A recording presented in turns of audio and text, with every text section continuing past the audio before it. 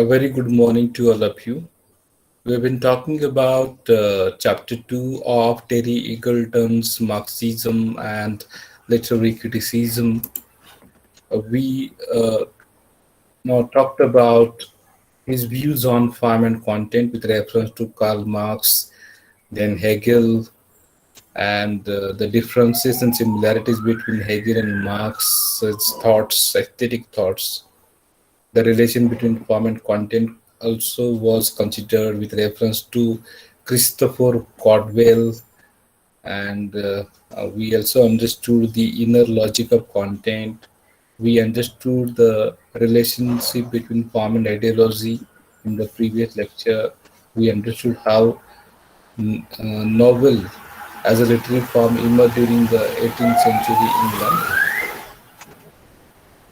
Uh, Now we shall actually we have been talking about Lucas and his views on a literary form, in which we refer to his book, The Theory of the Novel of 1920, in which he follows Hegel. It was a pre-Marxist work, and later he became Marxist in his approach, but still he retained the Hegelian emphasis of the theory of the novel. We understood that in the previous lecture. In continuation with Lucas and literary form, we shall now discuss certain other related views. Now, we understood that Lucas's work, the theory of the novel, was a pre-Marxist work, but later he became the Marxist, and the Marxist Lucas, or the Marxist Lucas of studies in European realism, the historical novel.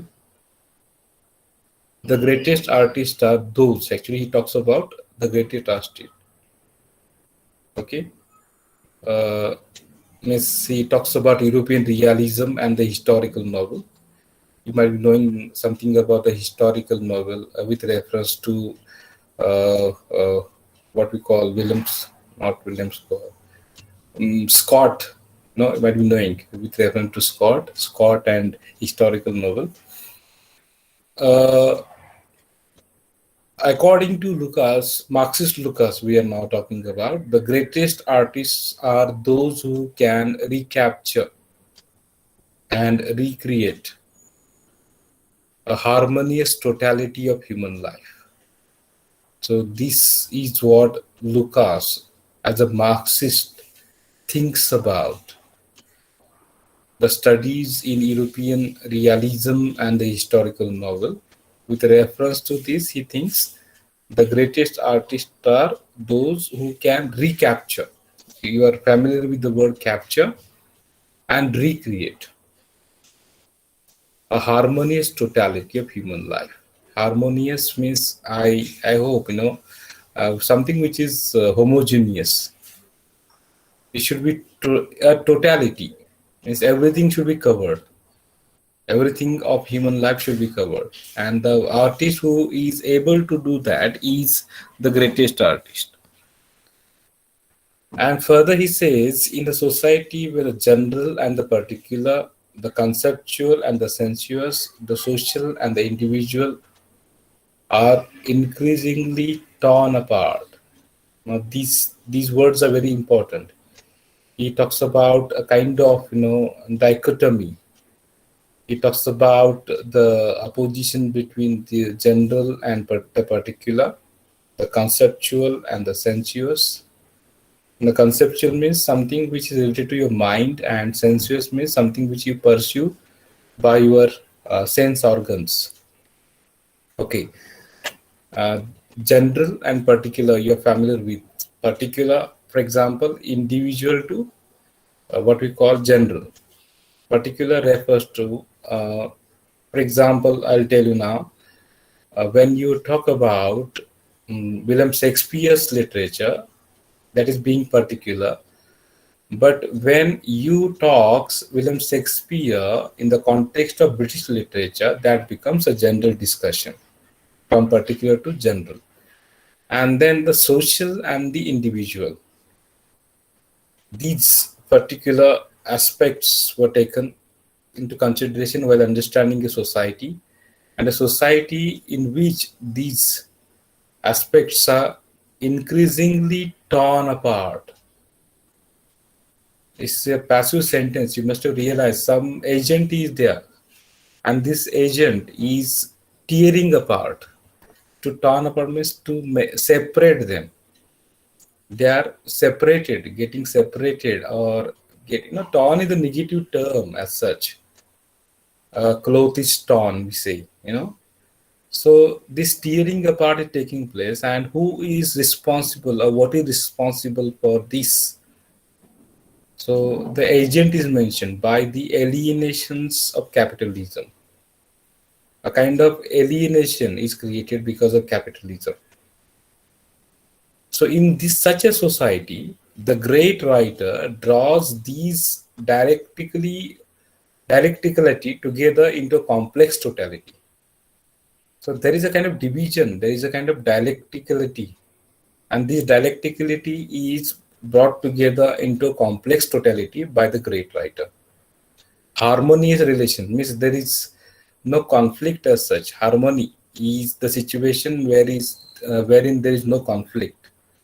For example, we say in India, different religions, different linguistic people with different linguistic background, languages live in harmony. Different cultures. Of course, we think that, and there is nothing wrong in thinking so. Of course, we live in harmony. So this harmony is presented by the great writer.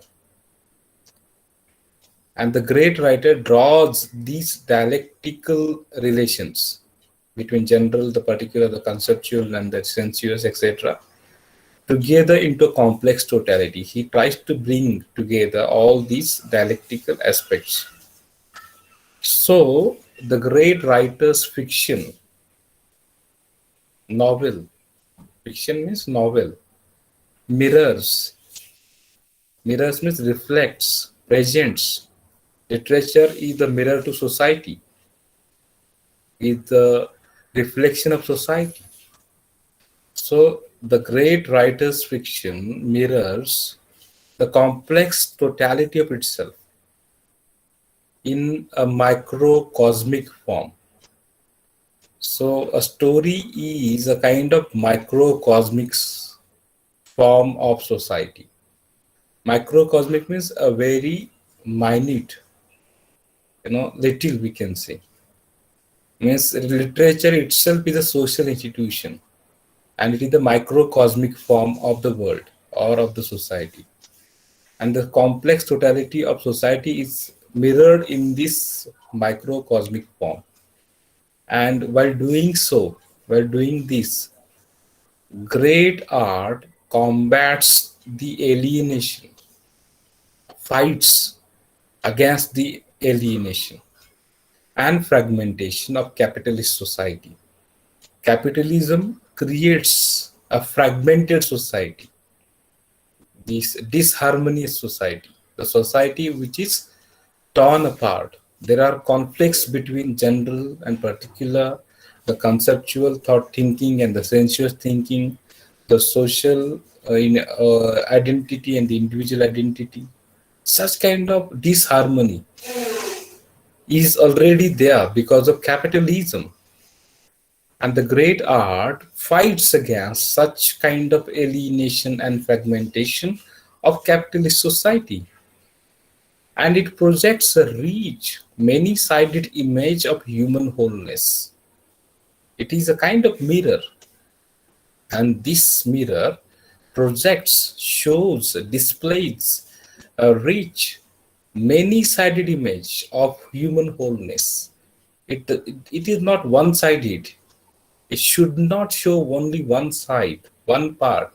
It should show all sides. There should be kind of wholeness in the projection of the image, this microcosmic form of the society.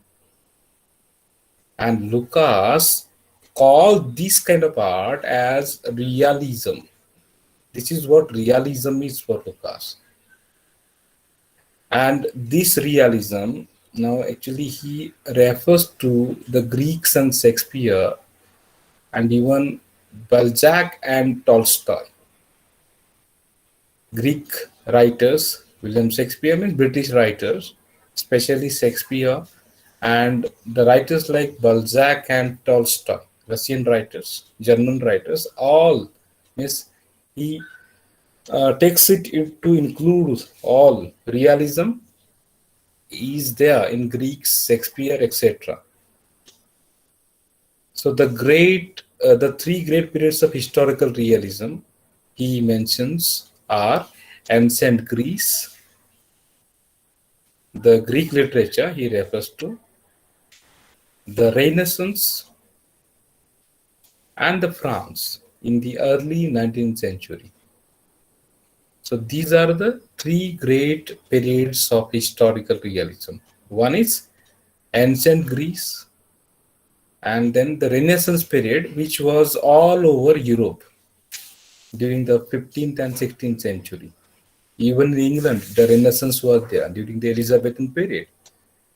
Renaissance was there in Italy, in Germany, in other European countries.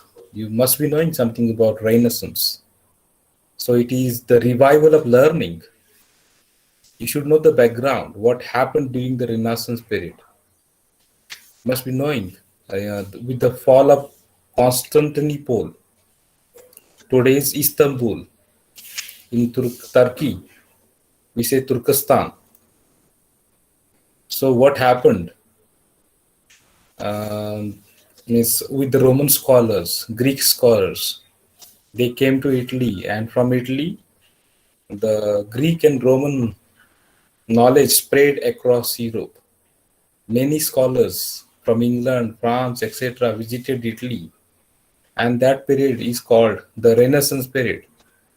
The revival of learning of the ancient classics took place during this period.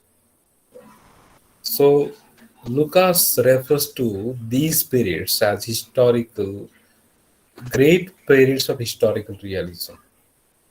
And he refers to France in the early 19th century. If you know something about French philosophy, you realize that France was full of great philosophers during the early 19th century. Means uh, from 1801 to 1840, etc. You might be knowing this division of the period: early 19th century, then mid 19th century, and late 19th century. You should be familiar with this division. So a realist work is rich in a complex, comprehensive set of relations. Realism. He is talking about certain characteristics of realism. A realist work is rich in a complex, comprehensive set of relations between man, nature, and history. And these relations embody and unfold what for Marxism is most typical about a particular phase of history. So, being the Marxist critic, Lucas, George Lucas thinks that realism is the reflection of the relations between man, nature, and history. And these relations embody, means get a form. And this form unfold what Marxists think as the typical about a particular phase of history. So these three periods are typical reflections of realism. That's what Lucas thinks. Now, what do we understand by the term typical? By this term, typical, Lucas denotes those latent forces. Latent means hidden, which are not seen, which are not visible. Latent forces, we talk about deep structure and surface structure, or Lang and Parole. Lang is the underlying system, that is latent system. So by typical, Lucas denotes, you must be knowing something about denotative and connotative meaning. Denotative meaning is the dictionary meaning. So he denotes those latent forces, those underlying hidden forces in any society. These are typical forces which are from a Marxist viewpoint most historically significant and progressive. These hidden forces, these underlying forces are significant historically and even progressive, and they lay bare means uncover the society's inner structure and dynamic.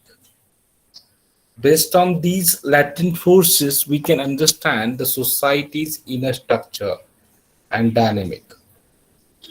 Means the surface structure can be seen. When we understand these latent, typical things, so they are latent forces, they are the underlying forces which reflect the surface structure, the inner structure and dynamic of the given society. Now, here lie the task of the realist writer. The writer who is involved in realism is called a realist writer.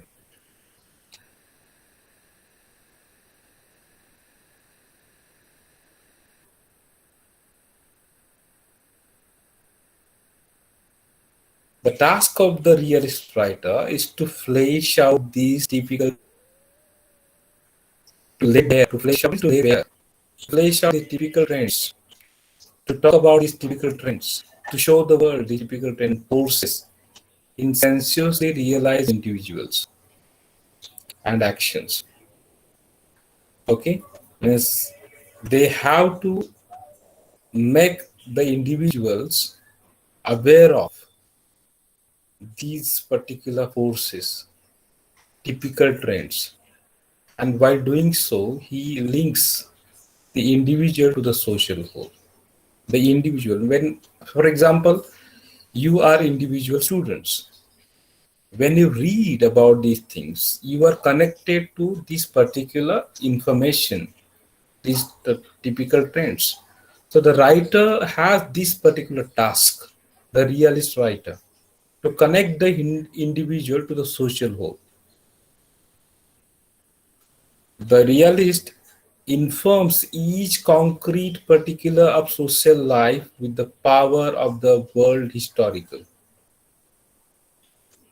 Okay, means particular is associated with general, with the power of world historical, means the significant moments of history itself. So this is how the totality can be created, the totality can be established. So you need to be familiar with Lucas's major critical concepts such as totality, typicality, world historical, and these are essentially Hegelian concepts. They are not directly Marxist.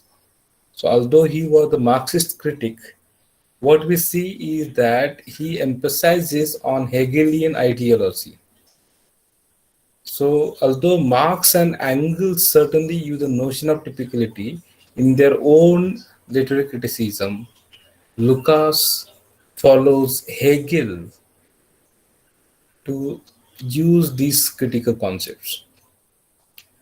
Now, you might be knowing that Engels was one of the associate. No? Both of them wrote the books, many of the books together.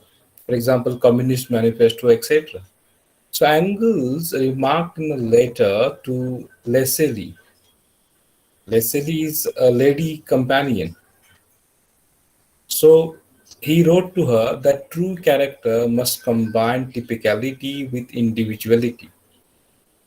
You are individual, but at the same time, you should have certain typical character. Means the social aspect should be there. And both he and Marx thought, he means Engels and Marx thought this major achievement of William Shakespeare and Balzac. Both William Shakespeare and Balzac could do this.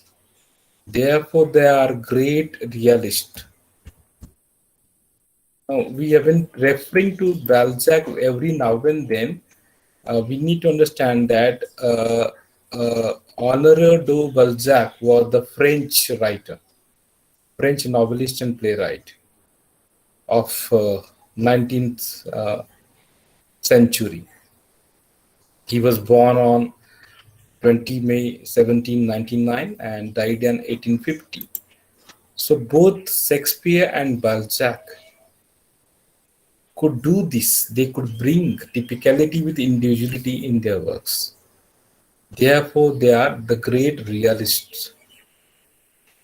A typical means, you might be knowing, you must have studied social linguistics, especially I remember at least you must have studied semantics.